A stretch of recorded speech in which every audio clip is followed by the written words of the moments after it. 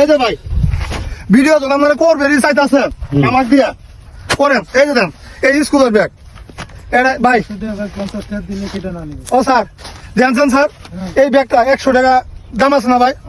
হ্যাঁ ওই যে ভাইয়ের সাথে কথা কোন ওই যে ভাই দেখেন এই জঙ্গলের ভিতরে আমি ব্যাগটা ব্যস্ত আছি। আমি কিন্তু আমার লাভের জন্য ব্যস্ত আছি না, আমার ভিডিও ভাইরাল করার জন্য ব্যস্ত আছি। 20 টাকা দিব না ব্যাগটা, ব্যাগের মূল্য কিন্তু আপনার 100 টাকা থেকে 150 টাকা।